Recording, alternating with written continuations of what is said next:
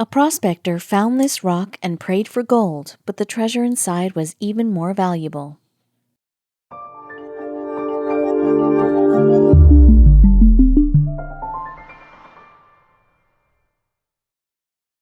But before we start, please make sure to subscribe to m&rtv and hit the bell so you never miss any upload from us. Also, leave a like right now. It's May 2015. And an Australian named David Hole is prospecting for gold not far from his home, near the city of Maryborough. Then, suddenly, Hole's detector indicates that there's metal in the ground, and as the blackened rock with a red hue he uncovers looks promising, he takes it home after his time in the field is done. At this point, though, Hole doesn't know that he has unearthed something exceedingly precious, even better than gold. After Hole had pulled the rock out of the soil, the first thing he had noticed, in fact, was how unusually heavy the item was for its size. Ultimately, it turned out to weigh more than 35 pounds, and while Hole reckoned he'd found something really rare, he was at a loss as to what exactly this could be. One thing he did know, though, was that he found this rock in an area famed for its gold. Indeed, the district where Hole had been prospecting, or fossicking, as they call it in Australia, had once been the scene of a frantic gold rush.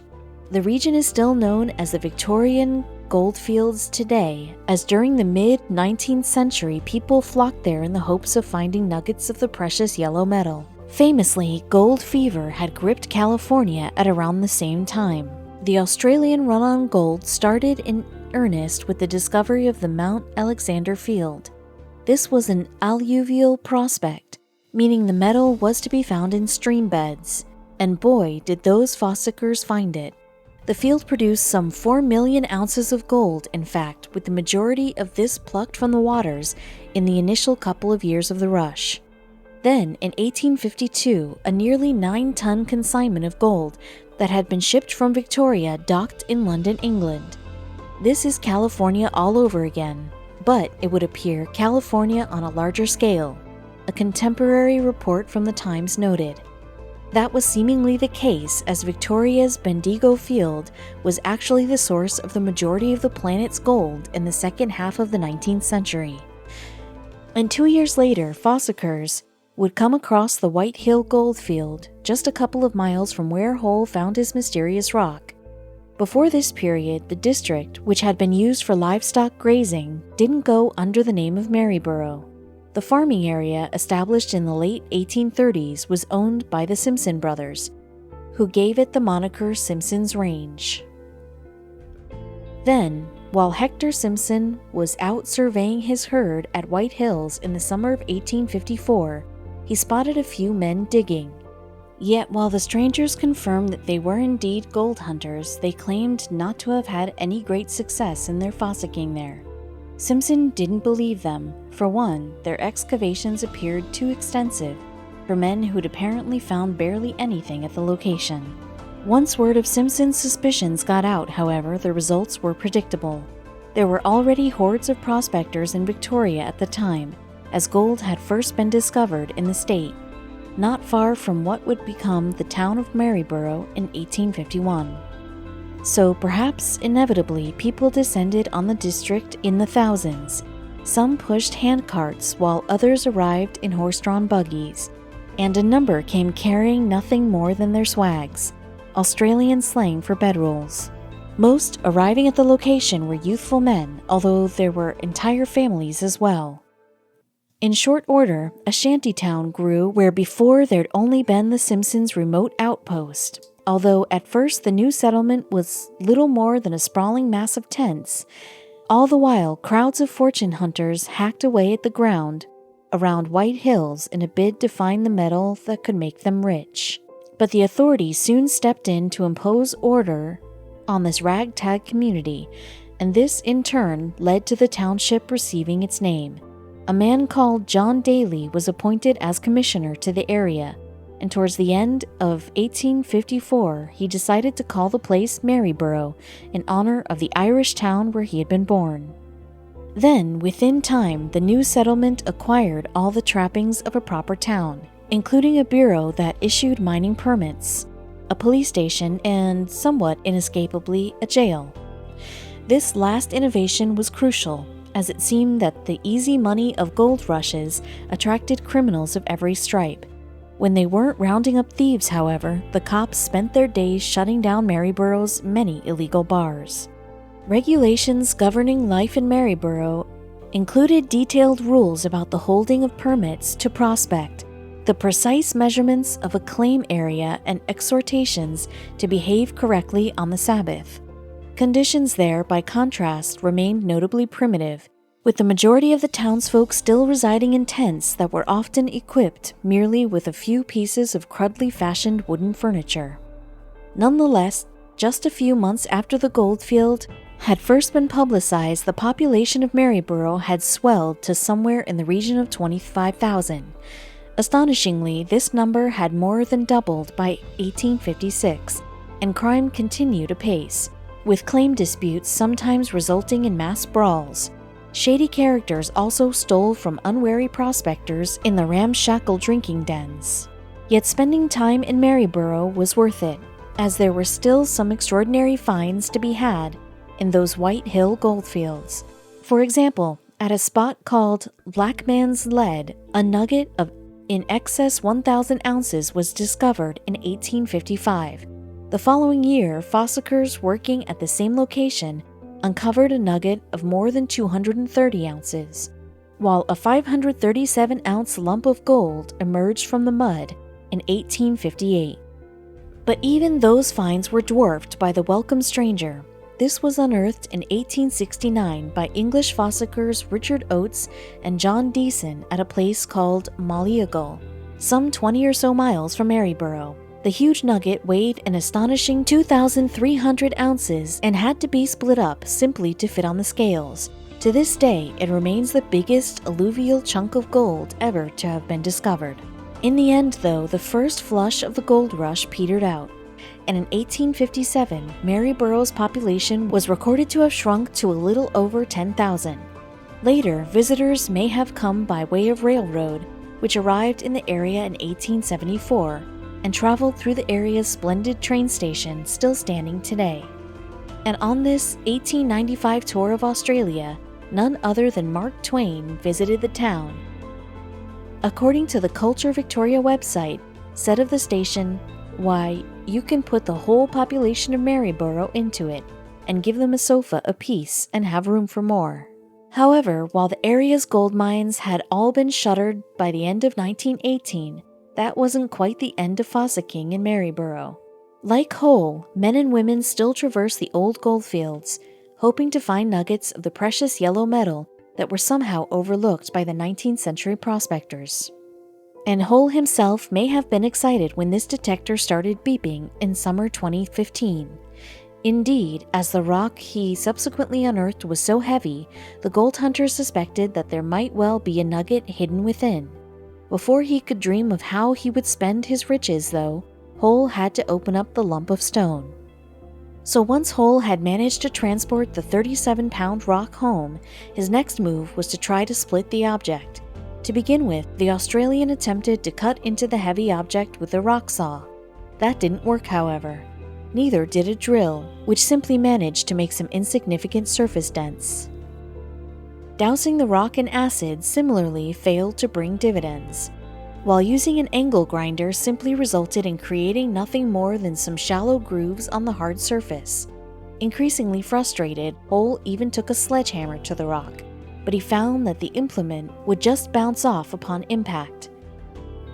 Ultimately, the modern-day prospector gave up on the task and forgot about the rock for a while. Then, in 2018, Hull decided to take the lump to Museums Victoria in Melbourne, as perhaps staff at the attraction could make something of it. There, the puzzling object came into the hands of experts Dermot Henry and Bill Birch, who put forward an intriguing theory: this heavy rock may not have actually originated on Earth. More specifically, the specialists considered whether the item was a meteorite.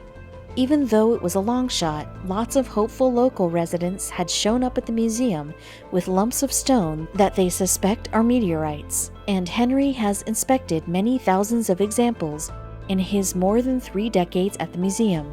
Of these throngs of rocks, however, very few have actually turned out to be from outer space. Henry even had a quip at hand when talking to Australia's Network 10 in July 2019. "I've looked at a lot of rocks that people think are meteorites, and as we often have to say, they're meteor-wrongs," he laughed. "Yes, among the dozens and dozens of stones that Harry has looked over, just 2 have actually been meteorites, with holes being the second."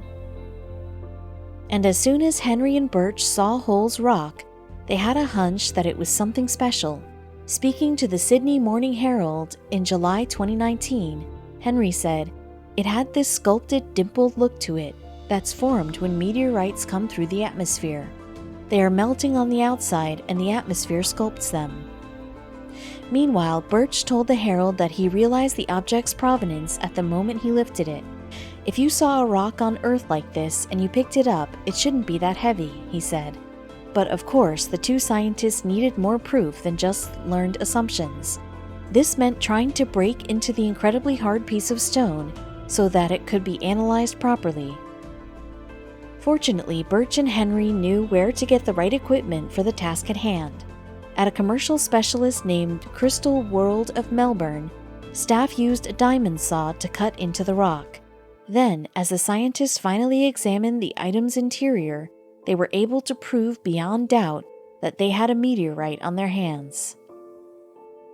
To be precise, the rock is classified as an H5 ordinary chondrite meteorite, as a press release from Museums Victoria described it. The word chondrite indicates that the meteorite has chondrules, or minuscule crystals, within.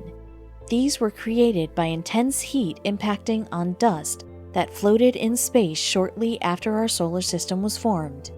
Birch and Henry believe, moreover, that the meteorite likely formed in the asteroid field between the orbits of Jupiter and Mars.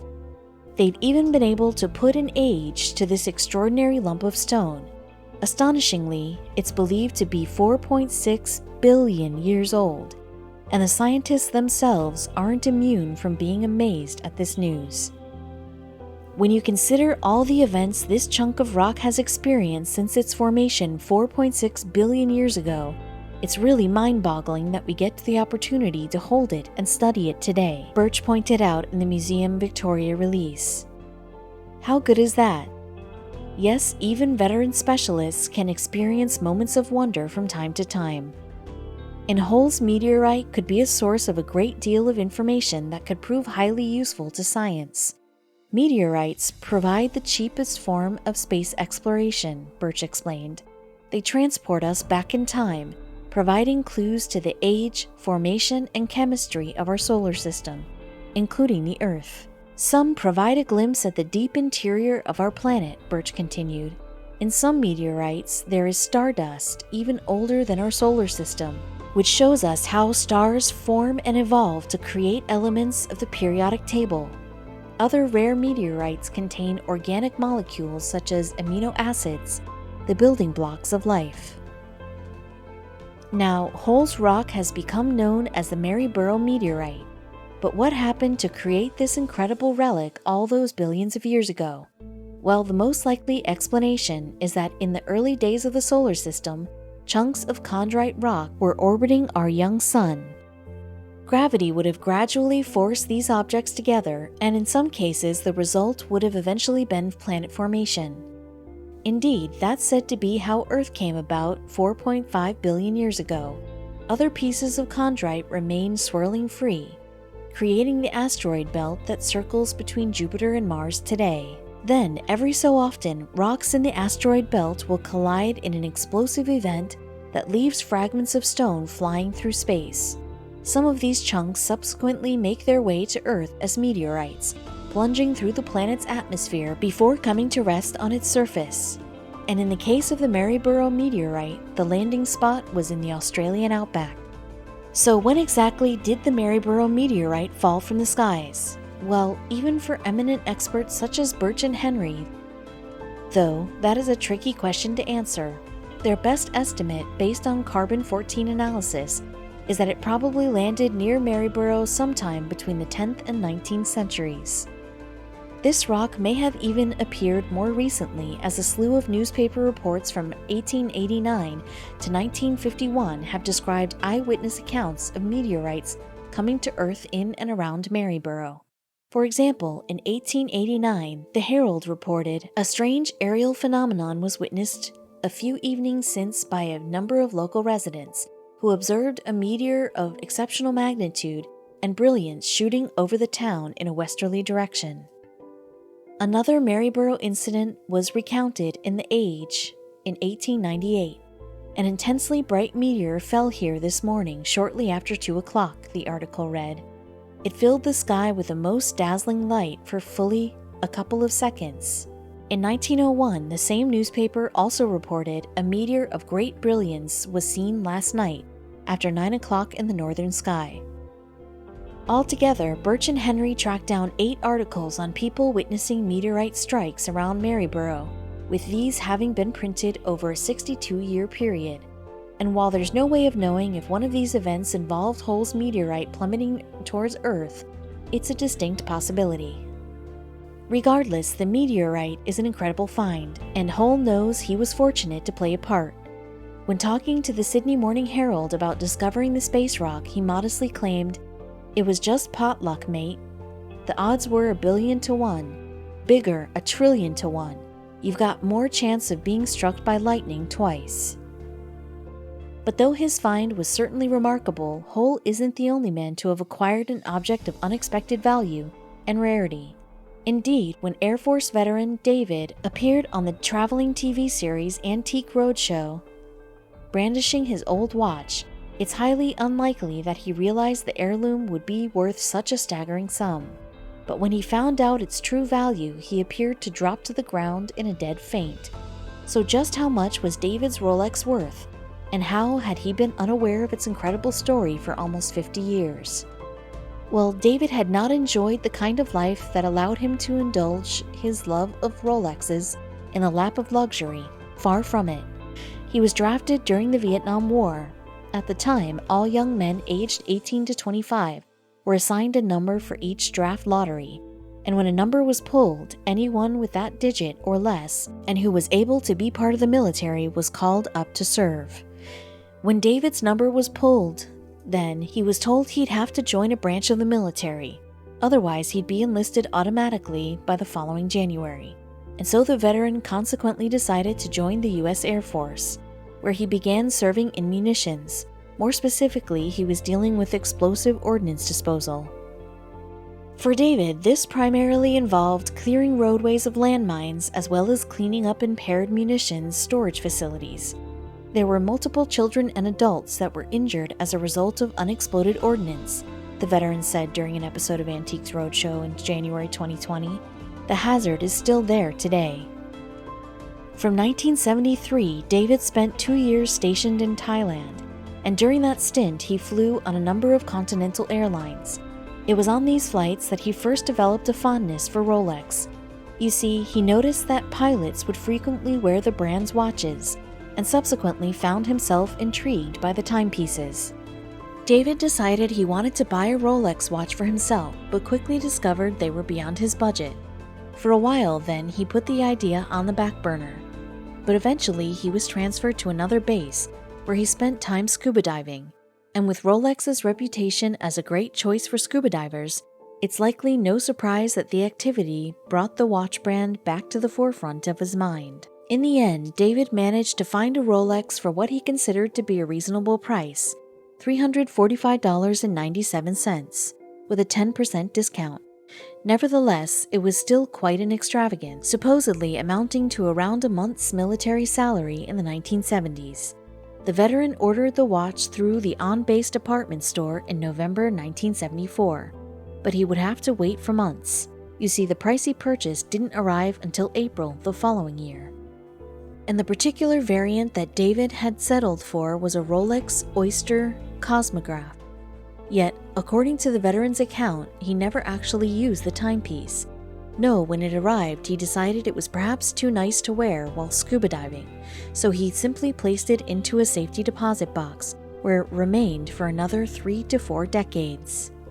The watch supposedly only left its secure housing on 2 or 3 occasions during all that time, in fact, and when it did, it was only for David to admire it proudly before it was carefully placed back into storage.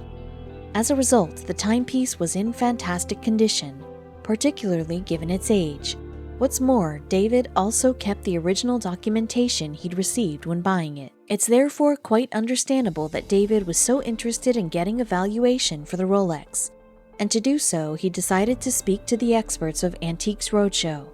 The hit series has gained quite a reputation for accurately appraising people's antiques, after all, and it's been running for more than 2 decades in the United States. However, while the US version of the show has undoubtedly been successful, the series actually has its roots in Britain. The original Antiques Roadshow began life as a BBC documentary, you see, which followed members of an auctioneering institution from London as they traveled around England's West Country. The first episode was filmed on May 17, 1977, and was met with such success that the format has effectively never changed. The UK version of Antiques Roadshow now spans more than 40 individual series too, and it's remained with the BBC for its entire history, and has even spawned spin-off shows. The children's special Antiques Roadshow, The Next Generation, for instance, was broadcast every Christmas from 1991 to 2006. Meanwhile, a short-lived offshoot dubbed 20th Century Roadshow aired briefly in 2005. But it's not just the original British show that's proved popular enough for spin-offs over the years. Indeed, a half-hour American show titled Antiques Roadshow FYI aired for a short time in 2005. And the program, which offered a more in-depth look at collecting and antiques in general, also followed up on items that had previously featured in the main series. But arguably, what makes Antiques Roadshow so successful are the veritable gems that have been unearthed while the cameras were rolling. Over the decades, the franchise has featured some seriously valuable items on both sides of the Atlantic. In 2008, for instance, an original sketch of Antony Gormelli's Angel of the North sculpture, now a fixture of Northern England, appeared on the UK show, and the appraisers estimated it to be worth around a whopping $1.29 million. In the US, meanwhile, Antiques Roadshow's appraisers valued a 1904 work by Mexican painter Diego Rivera, spouse of acclaimed artist Frida Kahlo, at between $800,000 to $1 million in 2012. And 6 years later, in light of auctions for Rivera's other paintings, a second appraisal of the artwork placed the value even higher, at anywhere from $1.2 million to a dizzying $2.2 million.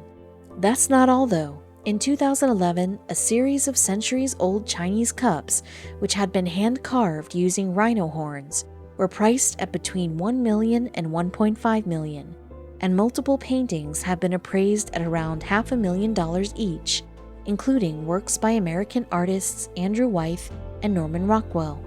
However, it's not only rare antiques that the show spotlights. The US version, broadcast by PBS, is taped at numerous locations across the country, with smaller, lesser-known cities often acting as the backdrop for the beloved franchise. These places, generally disclosed ahead of time, include the settlements such as Rapid City in South Dakota, Biloxi in Mississippi, and Chattanooga in Tennessee. And for one episode in January 2020, the cast and crew of Antiques Roadshow traveled to yet another little-known treasure, Bonanzaville, a museum complex located in the city of West Fargo in North Dakota. The area is comprised of 40 different historical and modern buildings. It was here that David seized on the opportunity to get his Rolex examined. The appraisal of David's Rolex has since been uploaded to Antique Roadshow's YouTube channel, where it's racked up more than 7.5 million views. In the clip, appraiser Peter Plains quizzes David on his backstory and how he came to acquire the watch. He then asks the veteran about what's happened to the timepiece in the years since to help him reach his verdict. With all that information in mind, Plains subsequently draws on his knowledge of rare watches to offer an assessment. He begins by looking over all the paperwork that David diligently kept with the watch. including the brochure, receipts, and even the original warranty paper, because this latter sheet is blank and can therefore add value to any watch. Plains estimates that it alone is worth around $2,000. The appraiser then focuses on the watch itself, highlighting all the relevant details that will help him ascertain his price. First, he points out that the watch isn't just a regular Rolex cosmograph. It's an oyster variant, in fact, which refers to the screw-down buttons on the side of the watch's body. According to Plains, this particular Rolex was produced in two styles, both with and without screw-down buttons. It's the latter feature that makes the watch so popular though, because these buttons allow it to be submerged in water. And back when the timepiece was first released, this novelty was a great incentive for buyers from all over the globe. Plains also addressed the condition of the watch, noting that it had been very well looked after over the years. Indeed, the foil sticker on the watch's back is still present, showing a reference number of 6263. Had it been worn, that's the first thing that would wear off the watch, the appraiser explains. He then points to the date mark, which shows that the watch was produced in 1971. Plains then explains that collectors adore this particular model, which is also known as a Daytona Rolex, thanks in part to Paul Newman. You see, the actor wore the watch in the 1969 movie Winning, which apparently first inspired his love of motorsports. He subsequently became a competitive race car driver, and the timepiece was an iconic part of his image. The Washington Post reporter Travis Andrews explained the watch's popularity in 2017. The mechanical watch radiated coolness, much like its owner, he wrote. It was a constant companion to Newman's left wrist in magazine shoots, paparazzi photos, and while he was speeding around in his race cars. Incredibly, Newman's actual watch sold for a record $17.8 million at auction in 2017. As the clip continues, Plains tells David that models of the watch Newman wore usually fetch around $150,000 to $200,000 at the auction, and to his credit, the veteran remains surprisingly calm, despite being quoted such an enormous sum of money. But what the appraiser says next prompts an entirely different reaction from David. Yes, Plains explains that David's watch is even more special than the model Newman wore, because it's an oyster variant.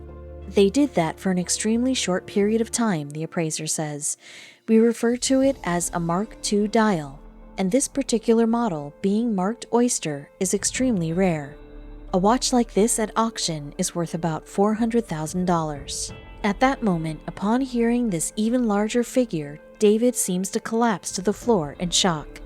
Waving his legs in the air for effect, Plains then rushes across the table to check that the veteran is okay, while voices off camera can be heard laughing at his dramatic reaction. Thankfully, David is absolutely fine, and the sprightly fellow quickly hops back up again, laughing in disbelief at the news he's just been given. But Plains then tells him, "Don't fall. I'm not done yet." Yes, it turns out that the appraiser chose his words carefully when he said a watch like David's sells for $400,000. That's because, largely thanks to the condition David's watch is in, it isn't actually worth that eye-watering amount. Far from it. It's a new, old stock watch with no wear on it, the original foil sticker on the back of it, and we have this complete documentation, Plains says. It's maybe one of the very few in the whole world that was still never worn.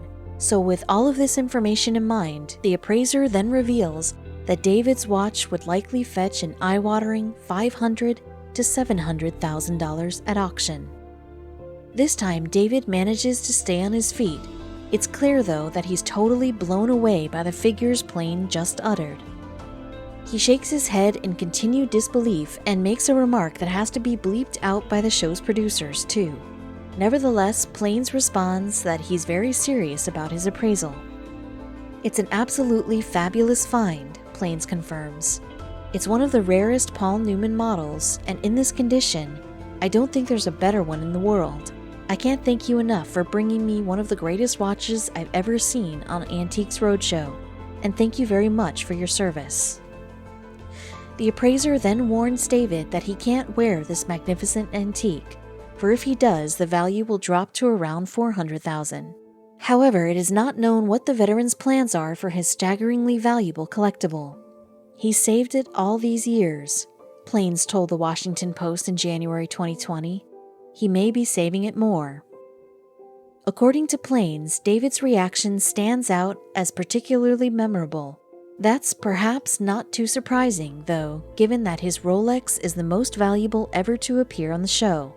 But it's not the most valuable watch ever featured. No, that honor apparently belongs to another timepiece, which is now said to be worth $2 million to $3 million. Perhaps unsurprisingly, people across the world have loved David's incredible story. The Antiques Roadshow clip has garnered millions of views and thousands of comments too, since it was uploaded to YouTube, and much of the online reaction to the astonishing appraisal has been roundly positive. For instance, one YouTube user wrote, "Somebody's retirement just became a lot more comfortable. Congrats to this gentleman." Another, meanwhile, was similarly effusive in his praise for David and the show.